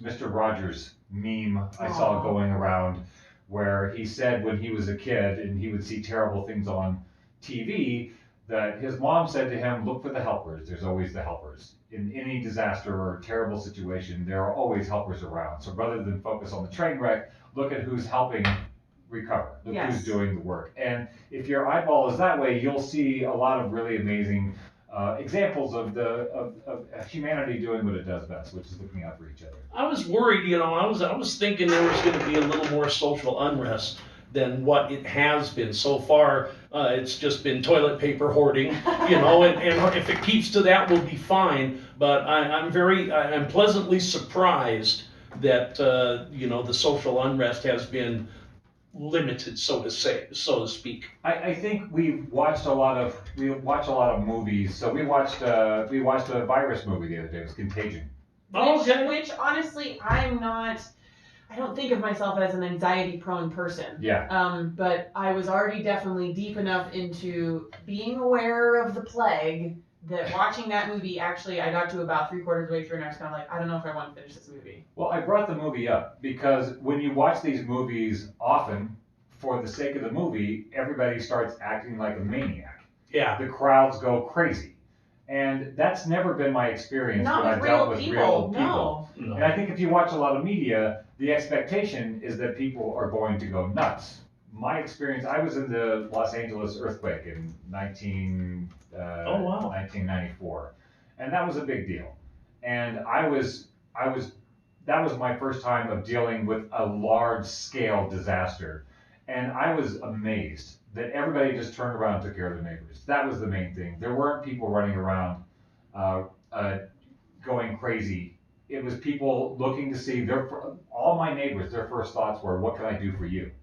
Yeah. And that's what I'm seeing in this. And, the 9/11 comparison, Yes. when the world stopped at that point in time, same thing, it was not more than a week before you started hearing of these heroic things that people have been doing, the behind the scenes people, the unsung heroes, and there are going to be just as many people, unsung heroes in this particular instance as there was in any other major catastrophe that's happened. I've been trying to think about the bridges. Bridges between groups Yes. and the different perspectives. Dark and I talk a lot about coming from a place of abundance versus a place of scarcity. We all have different skill sets. Sometimes someone has an abundance of extroversion and sometimes somebody does not. Sometimes somebody has an abundance of finances and other person has a scarcity of finances. In these situations, it's not just all about money. We can be helping each other and asking for help at the same time because you have perhaps an abundance of being a person who doesn't have a child, and so you can drive around. I'm serious. Right, like if sure. you don't Time, have an abundance of time. an abundance Yeah. of time, and so you can be driving around picking up prescriptions for the elderly, or maybe you're a person who has a scarcity of finances but an abundance of time, and so you exchange things with other people who can't go pick up their own medications but are able to help you with your electric bill for that month. We've talked on previous shows about different forms of capital. On the Post-Orthodoxy show that we do. And often we think of capital solely as financial. And this is where we get to discover other forms of capital, social capital, as she said, people who have time capital, people who have skills in, or who have a good vehicle that can do delivery. There's different forms of capital that we get to capitalize on at this moment. That's what I find positive, is we're having to do things differently. And in doing things differently, we're going to discover things about ourselves, about our neighbors. I think if you spend a lot of time on the internet or on the TV, there tends to be a lot of focus on the partisanship and on the divide. And it's these kind of situations that I think maybe can help dispel some of those narratives, is that the partisanship and the divides are not quite as great as we think. And this is the opportunity where we get to realize that. And so this may be good medicine for us over the long haul. And that's what I was talking about with the bridges, that I keep meaning to come back to this thing because it reminded our caller who called us, who does not use the internet. There are, the vast majority of humans in the US use the internet, but there's still a huge demographic of people who do not connect with communities online for various reasons. Those are the people that I think, those of us who have an abundance of connection because of the internet, to keep in mind, who do you know that doesn't use the internet? Who do you know that doesn't have access to how does it transmit? They can't go Google, how does the coronavirus spread? Right. What do I do to be safe? There are people who may need something and perhaps are in a demographic that is not used to asking for help or doesn't have a way to reach out for help if they need it. And so those are the kinds of bridges between the communication abundance community to the scarce communication scarcity community. Some of the topics that we had written down that we kind of glossed over a little bit. We need to throw out some shout outs and some thank yous. And the first people I would say is the medical personnel. Of course. They are on the front lines of this.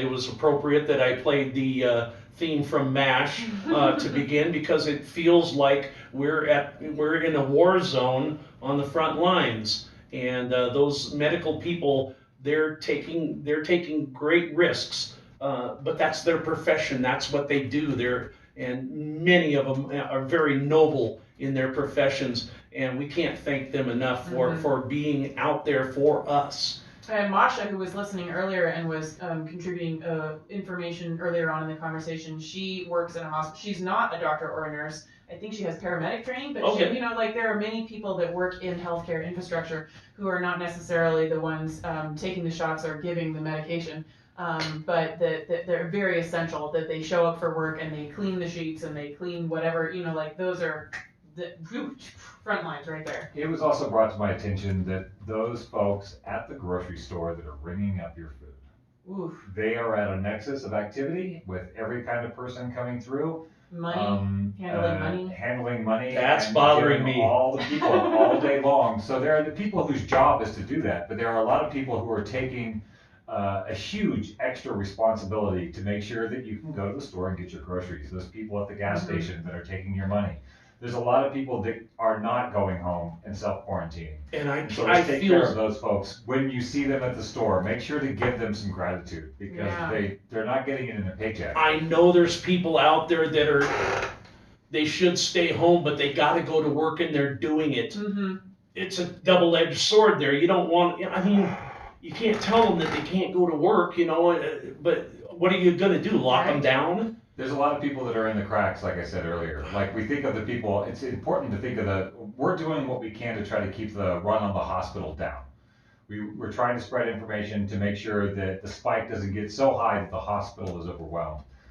That is really important. It's paramount to make sure we take care of those people by flattening the curve, by not doing risky behavior, by not being a vector. It doesn't mean that you're worried about you getting sick. It doesn't mean that we're necessarily trying to magically prevent people from getting sick, because people are going to get sick.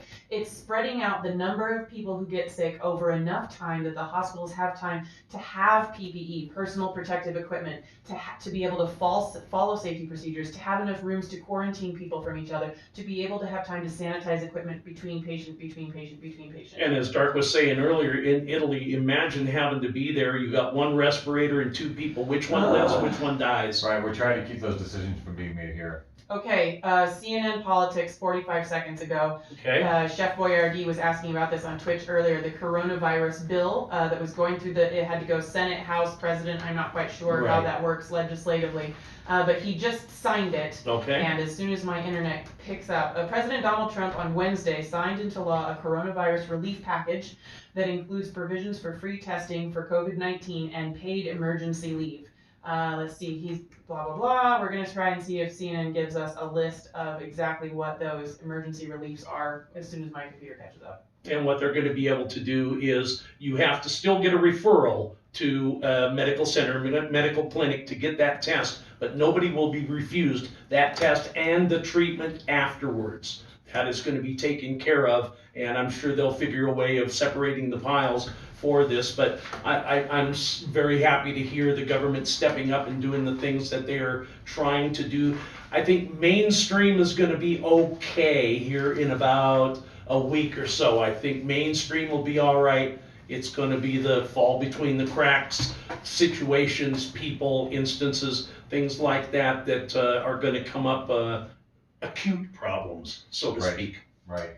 So it's looking like we're specifically talking about legislation to provide paid sick leave if someone has tested positive. So if you're positive but not symptomatic, you'll get paid to stay home. If you're positive and symptomatic, you'll get paid to stay home. They're putting a particular amount of caps at about $511 a day, roughly what someone making $133,000 a year earns. That's rarefied air for me. Where do I get this virus? Yeah, where do I sign up? The original measure called for workers to receive their full pay, but limited federal reimbursement to employ. But they limited it to that amount. Workers with family members affected by coronavirus and those whose children's schools have closed would still receive up to 2/3 of their pay, and that benefit is limited to $200 a day. And so this story is being updated as we speak. That was just from 45 seconds ago. I'm sure they're going to put out more information, and I'm going to try and see if I can find a place where we can actually read the actual legislation. It is 19 minutes before the hour of 7 o'clock. Mike Opal been sitting in with you with Ainsley Sevier and Dark Sevier. We've been here since 5 o'clock. We're going to take this show up till 7 o'clock. We are still online on Facebook. Go to our website, and you can check our Facebook page and bring it up, and you can ask some questions and maybe have some comments. We got 19 minutes left of this show, so we still got time to get a little bit of information out. And we're going to take a bit of a breather, one last breath, and then we're going to come in. We'll wrap up this show, and we'll thank each and every person that has been participating, and we'll throw out all kinds of thank yous and attaboys and things of that nature. You're listening to the Butte Community News Hour on 102.5 KBMF. KBMF hosts a Zulu cultural Woo! How's that? Thank you to Embani Radio for giving us Yeah. their slot this week. I wonder how the students are handling it. That's one of the things that's What frustrated me the most, like college students being sent home. Right. Like, I know that we shouldn't be gathering in groups, but also all y'all are gonna go home and take it with you. You know? It's difficult. And at the Well, same- everybody took off before this thing. Didn't spring break and everything start before this? It happens differently. It happens differently all over the country. At 406-723-6662. Long-term support for KBMF. All right. Last break. Last round, folks. You guys are Thank so you so great. much, guys. You guys are so great. They offer a 2-year program for MSW with a 1-year advanced standing program for those with a BSW. Find out more about earning a master's degree in social work in Montana at wallawalla.edu or by phone at 888-296-7416. Yeah, and welcome back to the Butte Community News Hour on 102.5 KBMF. Mike Opal, Dark Sevier, and Ainsley Sevier. I'm losing my voice. We've been here for the last hour and 45 minutes. We got another 15 minutes or so to talk over a few things and take a few more questions and comments off of Facebook. And we were talking about the students that this spring break thing. I guess Yeah. it's different from different Most areas. universities are closing down and sending students home, which means a lot of people are suddenly they don't have an access to food because they were getting food through being in college. They don't have safe housing. A lot of kids are going back home to abusive homes. This is something very difficult. Somebody online was wondering how many children are catching the coronavirus, and that's something that has been almost a topic of contention online. Is like, why are we closing the schools if kids aren't really getting sick? And again, we go back to the fact that you can be carrying the virus around without feeling sick. But as far as study goes, where a Journal of Pediatrics looked at more than 2,000 children across China where the pandemic began, under 18, over a third of those cases were confirmed with laboratory testing. Very mild symptoms. There are only 125 out of the 2,000 children that had a serious version of the illness. So it could very well pass under the radar with any given child because kids have runny noses and fevers all the time. And so, but as far as medically it's going on, coronavirus doesn't tend to be dangerous for children. It tends to be dangerous for people with respiratory problems, people with compromised immune systems, and people over like the age of 50, 60, 70. At-risk people, At-risk groups. such as myself, a cardiac patient with some respiratory problems. I'm one of those at-risk people, and the children, they're starting to build a good immune system around age 8, I believe, something like that. I don't quote me on that, but somewhere around there, they're starting to develop a good immune system, and provided they're healthy and everything like that, they should be able to get through it with nothing but just a regular flu type symptoms. You know, we've been talking a lot about self-soothing your own anxiety, having grace for each other, having compassion of the various groups of people, reaching out and building bridges. Chef Boyardee on Twitch commented that he's pretty sure the person that checked him out at the grocery store yesterday was ill. Their checker had to come into work. She hasn't been told not to. And she's going to work through it just like she works through everything else. And she's touching everybody's money and everybody's debit cards and everybody's food. And in that situation, I understand a lot of people might be enraged or frustrated. And I think it's very important to remember that that is a place of privilege.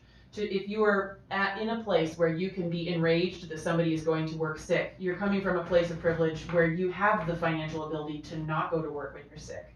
And that the best thing that we can do for each other, and I know Chef Boyardee and his partner were indeed very compassionate, but the best thing that we can do is to have compassion, because Dark and I had the same situation at a store in town where we got checked out by someone who was obviously not well. And we go home and we wipe everything down when we get home. And it makes you feel a little crazy, but we have to have compassion. That's the only thing that's going to keep it moving forward healthfully. We haven't been through this before, anything like this. You know, other countries and other parts of the world, absolutely, and I'm sure proper people have taken notes over it, but we've not had that hit our front door like this has come through. So, you know, this is a lot of trial and error stuff. Yeah, there's not a standard operating procedure here.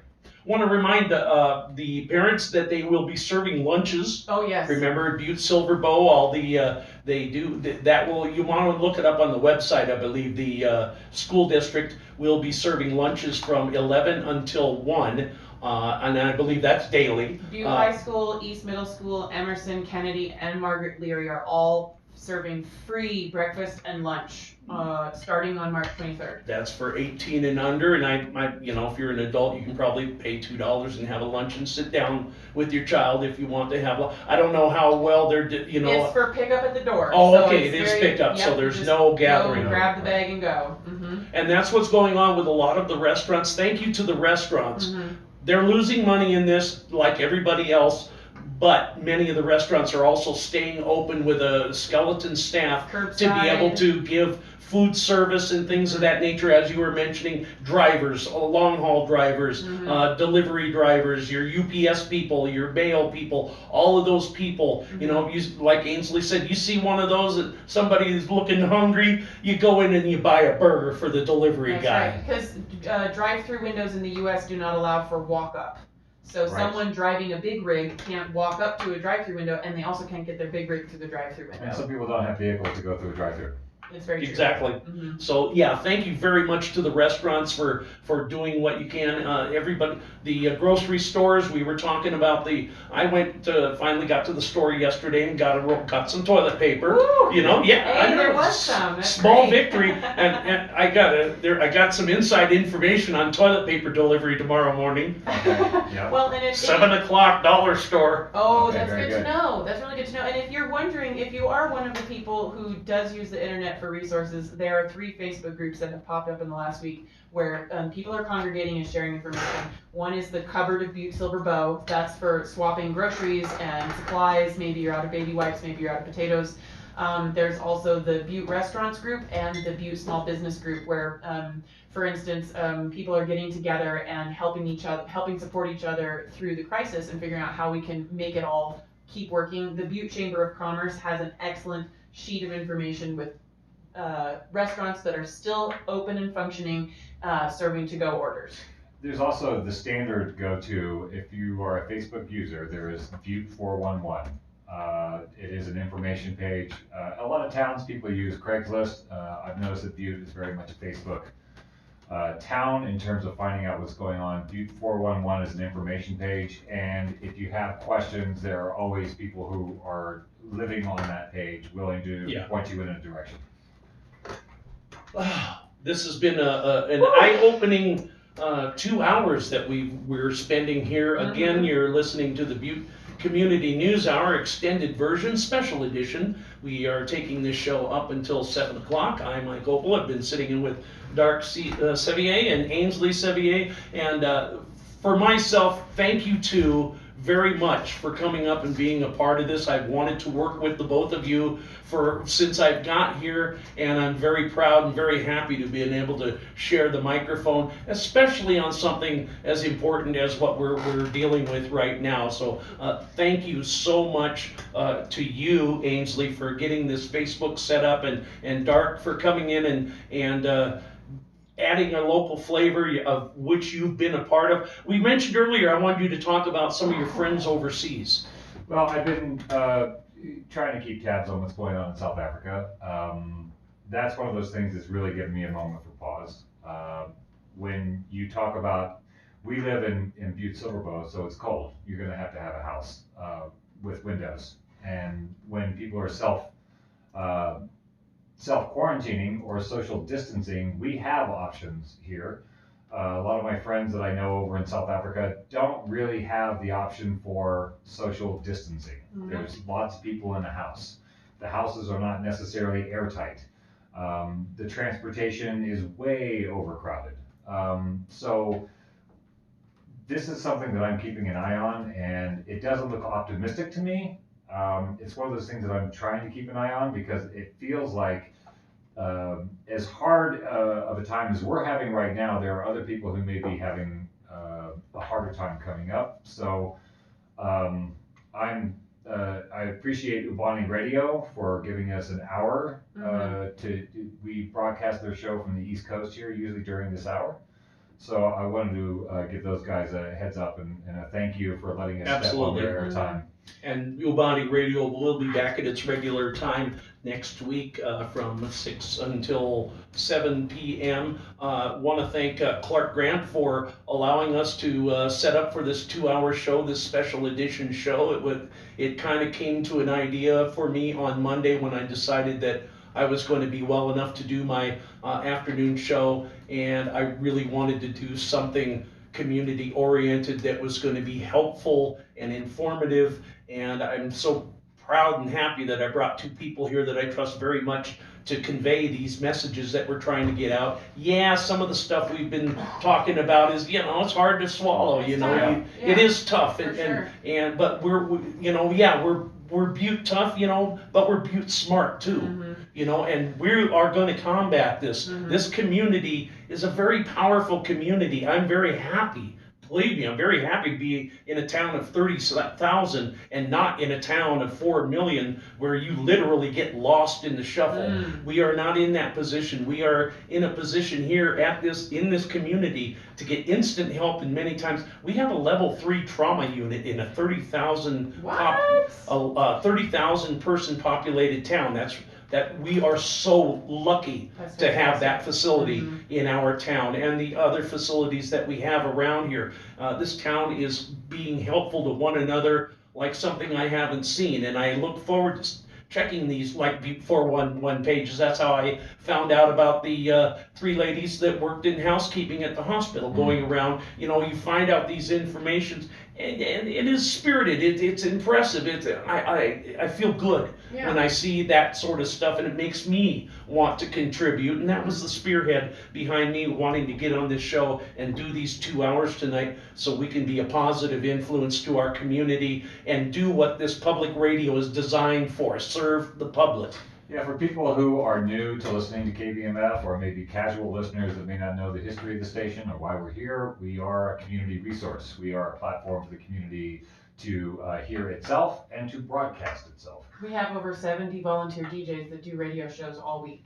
And when we started the radio station, the idea of having a news hour or a news team was a far off proposition, because it's not an easy thing to produce a news hour. We don't have a budget for a news hour.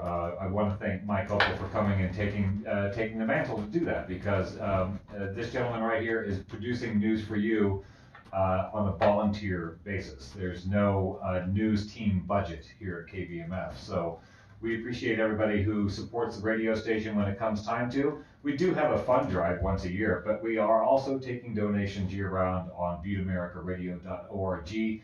If you want to support this community platform where we get to hear ourselves and broadcast ourselves, the donate button is always up on the website. And you have an opportunity to be a part of what we are here. You want to be a DJ, you want to come on, maybe do some features and things, you can sit down with our general manager, figure out a format, and you'll get in line for a 2-hour segment, and you can be a part of our public radio here that we so near and dear love. We are here because of the love of the game. We love what we do, and the 2 people that you're sitting here, I will exclude myself, but the 2 people that are sitting here are very, very proud of what they do, and they do a great job, and that's why they're good at it. And we have other people in here that have the same dedication as the rest of us. We're just the lucky ones to be able to get on and do some good. And you can be lucky too. The training happens once a month at KBMF. It's probably going to be put off for a little while, but keep us in mind. Yeah, Down the road, down the road. Keep us in mind for after the pandemic passes, and thank you so much to everybody. We had some phone calls from terrestrial radio listeners. Thank you to everybody that was listening on our BuetteAmericaRadio.org stream, and thank you so much to our Twitch and Facebook live streamers who tuned in with helpful tips and suggestions and links to information. That resource is going to stay on Facebook on our KBMF page if you'd like to go back through and find all of the links, anything from free coloring pages from a 9-year-old posted online to how do you shop and cook for yourself if you haven't had to do it in a long time. I want the coloring one. Oh my gosh, they're so funny. And the comment thread will be ongoing. The show Absolutely. ends at the top of the hour, but the comment thread is still available if people want to continue the dialogue. Absolutely. We have just Thank you, Michael. 3 minutes before we get to the top of the hour. Daniel Hogan's outside the studio waiting to come in. Right. He'll take over the reins at 7 o'clock. Again, thank you to everybody on Facebook. Thank you to Clark Grant, our general manager, for allowing us to have this 2 hours of airtime so that we can help out the community. Thank you to Umbani Radio for allowing us to use your hour as a public service to our community. They will be back on next time at 6 until 7. I have my radio show from 10 until 12 tomorrow. Love It and Live. Love It Live. I Love It play Live. live concert music, and I'll be in doing my 2 hours. Mhm. And you guys, We'll be back tomorrow night. Tomorrow Oh, night are from you? 5 to 6. We do a Oh, that's twice-a-week right. radio show now, Sundays from 4 to 6 and Thursdays from 5 to 6. And for those of you that were hoping that we would be able to have a true health professional in the house tonight, instead of us 3 schmucks yabbering and jabbering, I apologize. boy, They're in a very important meeting, and that information I'm sure is going to be posted on the Butte Silver Bow website as soon as they figure out what the new rules are for the citizens. and that will be your place to go for instant Definitive information for Butte Silver Bow information and stuff. You'll want to go to their government site, and they will direct you to the health department, whatever department that you need. That would be the place to go, is the government site for Butte Silver Bow. Yeah, Butte Silver Bow Health Department has updates happening all the time right now. And from wherever you happen to be listening from, your local government, all of this stuff is Googleable. I know in times of crisis, many of us revert to wishing we had a parent or a pastor or a teacher to tell us what is going on, but there are actual resources online all over the place. You could start with the CDC website, and from there they will give you links to your state and your county and your town that will let you know information for your area. It's possible to find this stuff out online. We don't have to live in fear. Be kind to each other, survive and thrive, continue to soothe your anxiety and the anxiety of others, share facts, find ways to connect, and KBMF will be here as long as possible. Rock on. Well, we've reached the top of the hour, just about. Again, thank you everybody for participating in the special edition of the Butte Community News Hour. I'm Mike Opel. Thank you for tuning in. Dark Sevier, thank you so much, sir, for coming in. It's been a pleasure sharing the microphone with you. Thanks for sharing the time with us. It was an honor, Michael. Ainsley Sevier, thank you for setting everything up and doing our Facebook moderation. My pleasure. You're a pearl. Oh. That's going to do it for us. Daniel Hogan will be in next. That is it. This is the Butte Community News Hour on 102.5 KBMF. Good night, Butte. Stay healthy. We love you. Oh. Hey, it's my voice. Can you unplug that? Thanks, guys. We really appreciate you. Thank you. Beautiful show, everybody. You think? Absolutely.